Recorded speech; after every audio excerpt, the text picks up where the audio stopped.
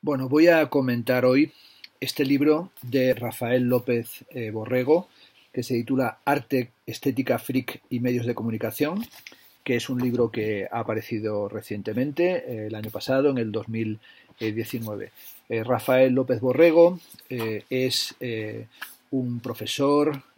investigador y también divulgador de arte contemporáneo. Le conocí hace años cuando trabajaba en el DADOS, en el Centro de Arte Contemporáneo en Salamanca. Hemos retomado recientemente el contacto, especialmente porque sigo su canal de YouTube, donde hace constantemente intervenciones y lecciones sobre cuestiones de estética, de teoría del arte, de arte contemporáneo, también reseñas de libro, y es un canal que os recomiendo que os suscribáis a él. Y también ha sido muy amable en los últimos tiempos hablando de algunas de mis publicaciones y estableciendo un cierto diálogo. Incluso nos hemos reencontrado personalmente hace muy pocas semanas. Tuvo esa amabilidad el libro hace un tiempo y por fin me he puesto y lo he leído. Y tengo que decir, bueno, que es un libro que está muy bien escrito, que es un libro que huye de la pedantería y de el hermetismo terminológico conceptual, que se aproxima a cuestiones cruciales del arte contemporáneo, y fundamentalmente lo que le interesa a Rafael es tratar de pensar las condiciones de posibilidad para establecer un pensamiento crítico y también para desplegar la teoría de la crítica de arte y la reflexión sobre el arte contemporáneo y la estética, pero especialmente, como dice el título, en relación con los medios de comunicación. A través de todo el libro, un aspecto que es fundamental es sobre todo esa reflexión que él hace sobre la condición espectacular del presente, sobre la banalidad en la que nos encontramos situados o instalados, y también sobre esa experiencia que todos tenemos, que es la de encender la televisión y estar escuchando todo tipo de noticias, muchas de ellas, como sabemos, directamente noticias falsas, fake news, pero también a veces noticias de catástrofes, de asesinatos, de desastres realmente mayúsculos, que durante un momento nos producen un shock o parece que nos remueven, pero rápidamente ingresan en el olvido y dejan de ser consideradas o entran en una amnesia total y en una falta completa de análisis. Como hago siempre, voy a hacer una lectura de alguno de los subrayados o voy a dar cuenta de algunas de las cosas que me parecen más cruciales de este ensayo, que, como digo, es muy recomendable. En la introducción comienza planteando la cuestión de qué es lo que podría entenderse por el aura en la actualidad, y por tanto planteando esta cuestión, que estamos en una época en la que vivimos dominados en un mundo de imágenes, en la que hay un enorme postureo, dice Rafael, en las redes sociales. Lo que habría que tratar de plantear es si es posible encontrar algo como aquello que Benjamin llamaba el aura, o si esta ha sido, como se dice en la página 8, sustituida por el mercado, por las marcas o incluso por el selfie. Es desde esa constatación de la pérdida, en el sentido benjaminiano, del aura y sobre todo de la presencia en nuestra época del morbo o de la rareza o de lo freak, que Rafael inicia toda una investigación sobre qué papel pueden cumplir los vectores críticos del pensamiento y las formas reflexivas del arte en un momento en el que los medios de comunicación parece que tuvieran por única misión la de mantener a la población entretenida y muchas veces distraída e incapaz precisamente de desplegar ese pensamiento crítico. El primer gran capítulo se titula precisamente ¿Dónde queda el aura en la actualidad? Y comienza haciendo una relectura del ensayo de la pequeña historia, la breve historia de la fotografía de Walter Benjamin, y sobre todo también poniendo en relación su lectura, la que hace Rafael de ese texto de Benjamin, con la que hace Antón Patiño en su libro El Manifiesto de la Mirada, publicado en la editorial Fórcola, que es un libro que presentamos y del que hablamos ya hace algún tiempo, en el que Antón Patiño señala que el aura de Benjamin es, dice, un prestigio especial que acompaña a ciertas obras de arte y les confiere una dosis de veneración o respeto. Y en nuestra época lo que hay fundamentalmente es un uso de símbolos que tienen que ver con la apropiación y con el prestigio, pero también una serie de emblemas o de obras emblemáticas que tienen que ver con el shock o con los escándalos, desde el famoso urinario de 1917 de Marcel Duchamp hasta el tiburón en formol de Damien Hirst del año 1991. Analiza también qué relación tienen hoy los públicos y el público que se mueve en los flujos del turismo, por ejemplo, con obras como el Guernica en el Reina Sofía, que se convierte en una obra súper icónica, pero al mismo tiempo el público que acude al Guernica parece que desconsidera la presencia de cualquier otro artista o de la experiencia del relato curatorial o historiográfico que en el propio museo se plantea. Por tanto, nos encontramos, viene a señalar en la página 21, en una época en la que la apariencia ya no se encuentra en la palabra, sino en la pantalla, y esa pantalla, dice, citando a Juan Martín Prada, a su excelente libro El ver las imágenes en los tiempos de Internet, esa pantalla es una nueva máscara y es esa máscara precisamente la que define nuestro tiempo. Relee las concepciones de la fotografía de Susan Sontag y también toma en cuenta las consideraciones de Regis Debray, cuando Regis Debray decía que ya no somos capaces de contemplar aquellas cosas que representamos con nuestras cámaras porque nos falta la esencia para comprender su mensaje. La cámara, dice aquí Rafael, de nuestro móvil se ha convertido en una arma que simplemente sirve para literalmente ametrallar monumentos uno tras otro sin llegar en la mayoría de los casos a comprenderlos. En este libro, evidentemente, también señala la importancia que tienen las redes sociales y todo ese culto al yo, ese culto sélfico y esa tendencia a la vanidad y a exponer constantemente nuestra vida, y cómo hay un gozar, esto también lo señala Juan Martín Prada, un gozar que pasa por la imagen, y es una imagen que tiene que ver con ese selfie, con esa promoción personal, pero también con la idealización del yo. Analiza también la cuestión del aura y la comunicación, pero también cómo las obras de arte hoy sobre todo tienen ese destino fundamentalmente mercantil, como sucede en el caso de las obras de Jeff Koons, y vivimos por tanto en una sociedad, dice en la página 33, que tiene una permanente capacidad de olvido y tal vez, dice, olvidarse a hoy el deporte de moda. Analiza también, por ejemplo, todo lo que ha sido esa especie de emergencia de vidas en avatares virtuales, como sería el lanzamiento de Second Life en el año 2003, pero también el éxito y fracaso de ese tipo de comportamientos, y también retoma algunas consideraciones de Alberto Santamaría, concretamente de su libro Alta Cultura Descafeinada, que es un libro que ha recomendado el propio Rafael en su canal de YouTube, subtitulado ese libro Situacionismo, Low Cost y otras escenas del arte en el cambio de siglo, y allí dice Alberto Santamaría que el aura se ha trasladado, ya no se encuentra en las obras de arte, sino en las relaciones sociales. El siguiente capítulo se titula Acerca de los medios de comunicación, y sobre todo ahí plantea lo que califica Rafael como una teoría de la insensibilización, retomando ideas de Paul Virilio cuando dice que la televisión se haya convertido en un museo del accidente, y realmente resulta una premonición interesante, ya que accidentadas son nuestras vidas y también las noticias que nos asaltan, y esa situación de catastrofismo que también ha tematizado, entre otros, no solo Paul Virilio, sino Agustín Fernández Mayo, tiene que ver también con una sobresaturación de información, una insensibilización, algo que pone en relación, por ejemplo, con la excelente obra Emergencia, que está en la colección del Musac, del artista Alfredo Yar, con esa aparición en una superficie oscura del continente africano, hablando de todo aquello que no prestamos atención en la geopolítica o en los intereses estratégicos de un mundo global. También subraya cómo hoy manipular es fácil, y sobre todo cómo en toda esta narcosis mediática en la que únicamente nos estamos entreteniendo y atendiendo a lo grotesco, resulta muy difícil que aparezca algo que nos haga pensar o que tenga que ver con nuestras capacidades críticas, y estamos entretenidos literalmente en lo infraordinario, en esos noticiarios que son hiperactivos pero también carentes de acción, en esa situación de espectáculo que es también, y así habla de ello, como si fuera la caverna platónica. Y también subraya Rafael la importancia que tiene las teorías de Baudrillard y especialmente la lectura que Baudrillard hacía de la sociedad del simulacro, algo que aplicaba incluso a el atentado de las Torres Gemelas del World Trade Center, pero también toda esa relación entre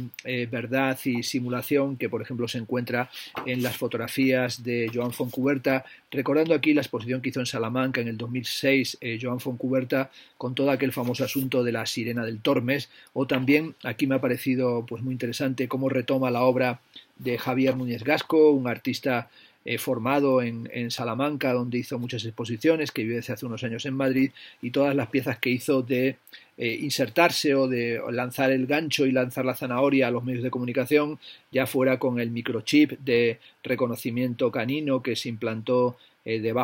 subcutáneamente debajo de la piel, o también con todas las apariciones que hizo en programas de talk show o en programas, digamos, del cotilleo o de amoríos de la tarde, donde contaba distintas cosas en unos programas, en otros, mostrando la dificultad o la facilidad para colarle las cosas a los medios de comunicación, pero también la dificultad que tenían esos medios para discriminar también entre aquello que era falso y aquello que era verdadero, entregados como están a la emisión continua de catástrofes, fake news y sobre todo cosas que son como una especie de microondas permanente de comida totalmente putrefacta. Analiza también el papel que tiene hoy en el arte contemporáneo el síndrome de Eróstrato, recordando a Eróstrato, aquel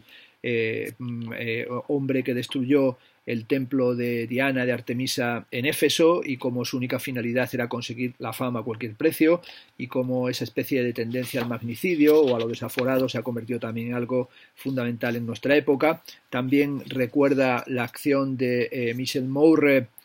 cuando con un grupo de letristas entraron en la Catedral de Notre Dame con un traje dominico y subieron al altar para lanzar allí una especie de homilía atea en el sentido nietzscheano, y como toda esa voluntad de transgresión situacionista hoy ha sido aparentemente neutralizada, y sobre todo cuando triunfa el espectáculo, que es el guardián, como decía Guy Debord en La sociedad del espectáculo, es el guardián de nuestro tiempo. En el libro, y se lo quiero agradecer a Rafael López Borrego, hay muchos momentos en los que cita algunos textos míos, desde la estética de la crueldad a arte y política en el tiempo de la estafa global, o también filosofía tuitera y estética columnista. Bueno, no lo cita aquí, lo ha comentado en su canal. El que cita es el ensayo breve que he publicado 3 días en las redes con Slavoj Žižek and so on, y va en alguna medida generando también sus matizaciones, sus aproximaciones, y establece un diálogo con esos debates o esas cuestiones que yo he desarrollado en esos libros, y es algo, tengo que decirlo, que en un país como este, el nuestro, en el que la recepción de los materiales teórico-ensayísticos es una recepción casi de encefalograma plano, o una especie de silencio administrativo, o 4 palmadas en la espalda, o una reseña si es que aparece en algún medio de comunicación, el tener esta repercusión, que a mí me parece la fundamental, que es otros intelectuales y otros críticos que establezcan un diálogo, me parece que aquí responde sobre todo a una mezcla de honestidad intelectual y de generosidad, y sobre todo a un afán de interactuar con aquello que se está produciendo en los debates actuales. Y en este caso, insisto, en este vídeo le quiero devolver el guante, y sobre todo no en un duelo, sino sobre todo darle la mano y establecer ese link entre aquellos comentarios que él ha hecho sobre mis libros y los que yo estoy haciendo ahora sobre el suyo, ¿no? Y aquí retoma el modo en el que yo me aproximaba tanto a Debord cuanto a Paul Virilio para hablar del atentado al World Trade Center, pero añadiendo también, por ejemplo, consideraciones suyas, como sería las reflexiones y los planteamientos, por ejemplo, del colectivo El Perro, cuando hizo su proyecto en Salamanca, donde presentaba versiones de las famosas fotografías de la soldado americana torturando a los detenidos en la cárcel de Abu Ghraib. Pero también en sus consideraciones, en la página 63, retomaba unas palabras de Octavio Paz que aparecen en el libro de Vargas Llosa, que a mí no me interesa, como he dicho en otra ocasión, dedicado al espectáculo contemporáneo, en el que Octavio Paz dice que en el momento actual el público es terriblemente cruel, no tiene memoria, ni remordimientos, ni conciencia, se vive solo para la novedad, sea cual sea, se olvida pronto, y pasamos sin transición de las noticias más crueles de la guerra al último concierto de Madonna. El otro asunto que también aparece aquí es el de la estética freak, que comienza a analizar de la mano de Diane Arbus, y también retoma la cuestión de lo monstruoso como aquello que se ha convertido en aceptable poco a poco por el público, hasta ser actualmente uno de los espectáculos fundamentales que transmite la televisión, y como hoy no solamente estamos dominados por lo freak y lo monstruoso, sino también por las ridiculeces, y las ridiculeces son las proezas del día, como sucede en toda la dinámica y en ese magma verdaderamente pantanoso que es la estética del reality show, del Gran Hermano, aquello que fue analizado con gran sagacidad por Baer en la película el show de Truman, ¿no? En una época de escándalos de pacotilla en la que, como decía Mario Perniola, todos somos performers, es verdad, unos con más talento y otros con menos. Esa tendencia a la fricada está evidentemente acentuada en las redes sociales, pero también unas redes sociales que nos parecen únicamente el reino del despropósito, de la risa, de lo grotesco, de lo freak, pero también son el lugar del control y de la disciplina, como aquí se subraya de la mano de todo el control en China, por ejemplo, de lo que serían los ciudadanos confiables o los no confiables, con toda esa cuestión de los baremos y de los puntajes que se dan hoy en función de tu comportamiento y del control, del monitoreo que se hace del comportamiento en la sociedad, que viene a decir Rafael que es una especie de materialización de las distopías que aparecen, por ejemplo, en la serie de televisión hiperdistópica Black Mirror. También habla de cómo hoy estamos dominados no solamente por el espectáculo, sino también por la posición del fanático. El fanático no solamente en el sentido religioso, sino el tertuliano como fanático, ¿no? El vocerío, el griterío que tenemos constantemente en los programas de televisión, pero también esas polémicas que hacen que no atendamos exactamente a lo que está estudiando en el campo del arte, polémicas que aquí saca de la mano, por ejemplo, de las piezas de los presos políticos de Sierra en Arco o también de las piezas de Eugenio Merino, ¿no? Y también en esta ocasión es justamente donde en la página 80 Rafael pues habla de la necesidad de un tiempo de la crítica que, aunque está en decadencia y como dice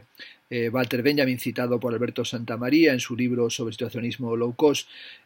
solo los tontos se lamentan aún de la decadencia de la crítica, pero debo ser muy tonto porque creo que la decadencia de la crítica no tiene que llevarnos a regodearnos en la ausencia de la misma, sino, como bien dice Rafael, la crítica tiene que reaparecer. Incluso aquí se dice qué es lo que debería ser la crítica, ¿no? Así se dice, la crítica, página 80-81, debería situar en el contexto social la obra de arte que el artista presenta, decir si realmente el trabajo conecta con los movimientos artísticos actuales y toca de lleno el devenir de la sociedad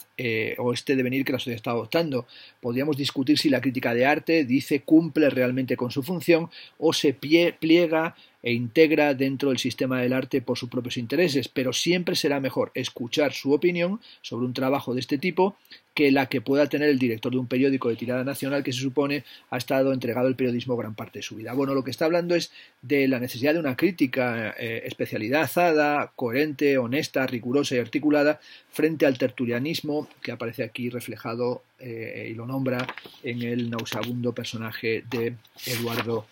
Inda. Bueno, en este capítulo sobre todo nos habla de la necesidad de ir más allá del estatus también de lo que el fanatismo tiene como fondo, que es la sociedad del miedo, es decir, esta sociedad del miedo y esa sociedad, diríamos nosotros, de la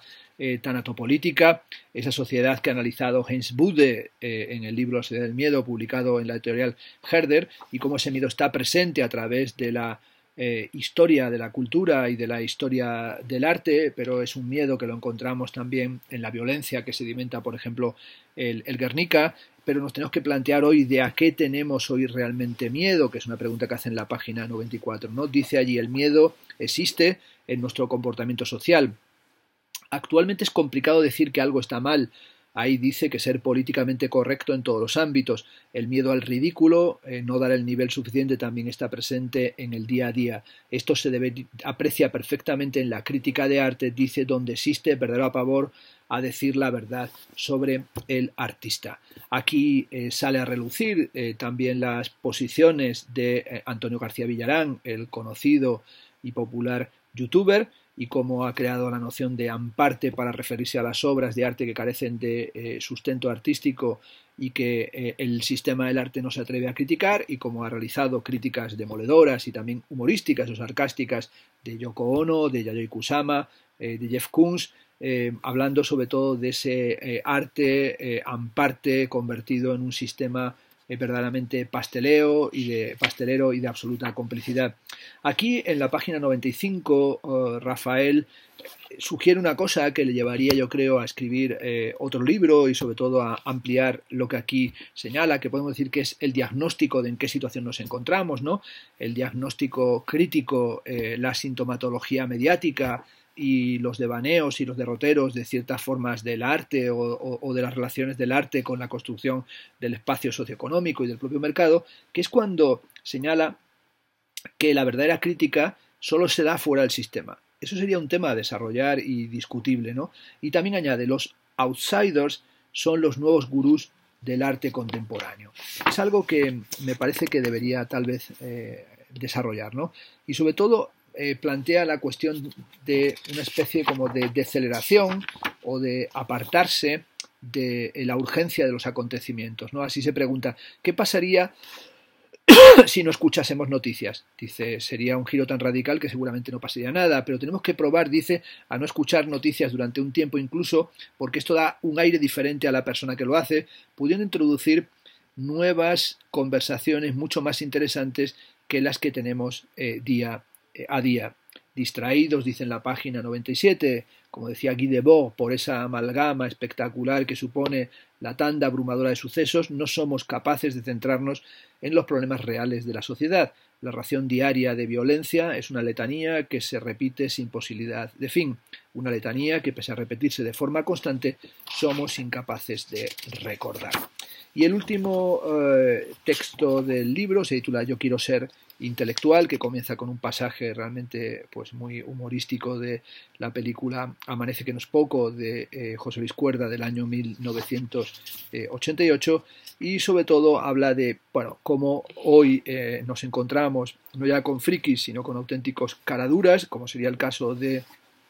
el pintor Zapata, que aquí no se le nombra, pero sí aparece referenciado su comportamiento en la página 101, además como inductor a ciertas celebrities para que se entreguen al poloquismo o al dripismo como uno de los males del presente, y sobre todo hacia el final del libro aparece como una especie de intento de recuperar la idea situacionista de Henri Lefebvre, ¿no? Del primer Lefebvre, de la construcción de situaciones, pero sobre todo tratar de cuestionar al sistema, o por lo menos de encontrar un espacio desde el que criticarlo. Y sobre todo tratar de, frente al tertulianismo, la divagación y la banalidad, por lo menos mostrar en qué medida nos encontramos en la caverna platónica, y en vez de entregarnos a conversaciones de gourmet sobre las delicias de la fritura del pollo, tratar de encontrar un cauce para un despliegue de un pensamiento crítico que no sea meramente la complicidad con la sociedad espectacular. Bueno, este libro, que como dice al final ha sido escrito entre Salamanca y Sevilla, en viajes para impartir sus clases y para tener contacto con sus alumnos, es, como digo, un libro muy recomendable. Arte, estética freak y medios de comunicación, de Rafael López Borrego, un libro que se lee francamente muy bien y que está perfectamente escrito y que trata cuestiones, yo creo que son fundamentales para aproximarse a las problemáticas contemporáneas, y por eso he querido tratarlo y también recomendároslos a todos los que seguís este modesto canal.